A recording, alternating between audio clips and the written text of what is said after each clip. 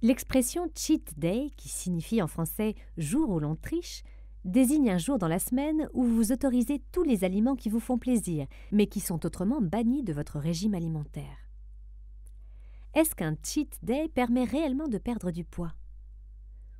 La réponse à cette question est oui, effectivement, un cheat day permet de perdre du poids. Il peut même devenir l'un de vos plus précieux alliés. Mais comment est-ce possible? Je peux manger ce que je veux et perdre quand même du poids? Votre scepticisme est compréhensible, et pourtant, c'est bien le cas. Mais attention, un cheat day se prépare. Et justement, s'il est bien préparé, il va non seulement booster votre métabolisme, mais aussi votre état d'esprit. Le simple fait de savoir que vous pouvez vous autoriser de petits écarts de temps à autre vous permet de rester concentré sur vos objectifs, et surtout, motivé. Prenez donc le temps de comprendre ce qu'est un cheat day, son fonctionnement, ses effets sur votre organisme et comment l'intégrer à votre régime alimentaire. Un cheat day permet de booster le métabolisme? Là encore, la réponse est oui. Un cheat day permet de booster votre métabolisme, notamment parce qu'il fait augmenter vos niveaux de leptine. La leptine est une hormone qui contrôle la faim et les niveaux de graisse corporelle. Lorsque vous réduisez vos apports caloriques, vous réduisez par la même occasion les niveaux de leptine. Or, plus ces niveaux sont bas, et plus votre cerveau va envoyer des signaux de faim. En réponse, votre corps va stocker des graisses, pensant qu'il en aura besoin pour survivre dans l'avenir. C'est là que le cheat day révèle toute son efficacité, puisqu'il permet de remettre les compteurs à zéro. En donnant à votre corps plus de calories avec parcimonie, mais régularité, vous lui faites comprendre que la nourriture ne manque pas, et qu'il n'y a donc pas de pénurie, et donc pas besoin de remplir les stocks de graisse. En pratique, ça correspond à quoi avec régularité? Ni trop, ni trop peu. Il faut trouver le juste milieu.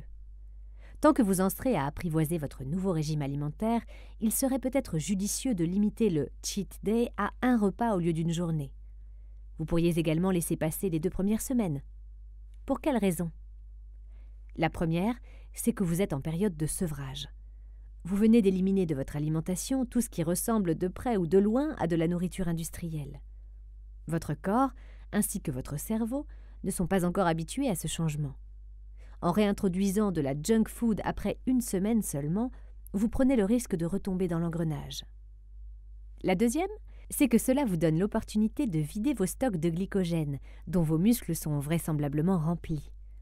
En effet, si vous aviez l'habitude de consommer des glucides en grande quantité, votre corps les a transformés en glycogène et stockés dans vos muscles.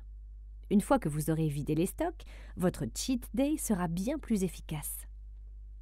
Lorsque vous commencerez à voir les effets, vous pourrez alors augmenter la fréquence des cheat days.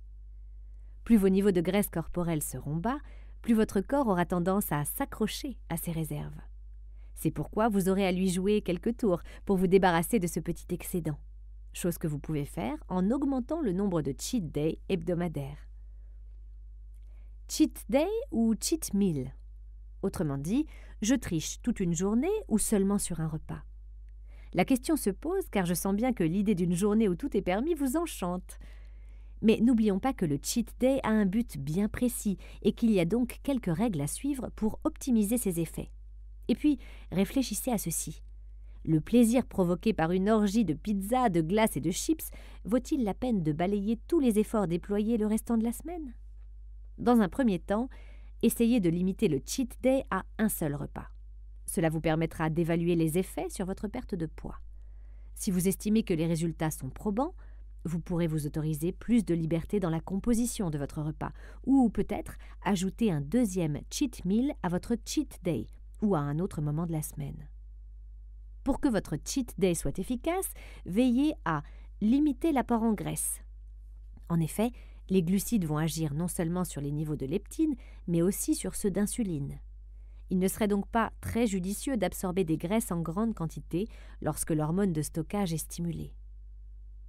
Augmentez l'apport en calories par rapport aux autres jours. Vous pouvez même aller jusqu'à 500, voire 1000 calories de plus qu'à l'accoutumée. Vous faire plaisir. Un cheat day, c'est un peu un dérapage contrôlé. Vous avez le droit de manger des choses qui vous font envie et plaisir et qui ne sont pas vraiment ce qu'on peut appeler des choses saines. Reste à savoir si votre métabolisme vous le permet. Si vous sentez que certaines choses ralentissent votre progression, remplacez-les par des glucides sains, mais en plus grande quantité. Restez raisonnable. C'est là le secret qui vous mènera à votre but. Pour vous y aider, le plus simple est de compter les calories. Il existe pour cela des applications que vous pouvez installer sur votre smartphone et bien sûr la fameuse balance électronique pour plus de précision. Quel est le meilleur moment pour faire mon cheat meal? Tout dépend de votre objectif, de votre style de vie ainsi que de votre emploi du temps. D'un point de vue strictement physiologique, le meilleur moment est sans conteste après une bonne séance d'exercice.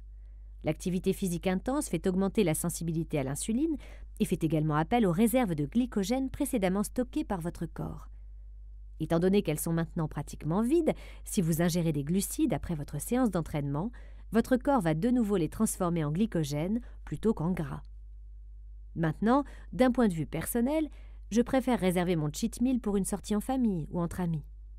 Vous l'aurez peut-être remarqué, lorsqu'on essaie de faire attention à ce que l'on mange, on est très vite limité, socialement parlant. Dès que l'on sort de la maison, on perd le contrôle sur le contenu de notre assiette, ce qui oblige à encore plus de vigilance. C'est pourquoi, personnellement, je réserve mon cheat meal pour les vendredis ou samedis soirs, où j'ai décidé de sortir sans me priver. Et vous, qu'en pensez-vous? Êtes-vous convaincu par les cheat days? À quel moment prenez-vous vos cheat meals?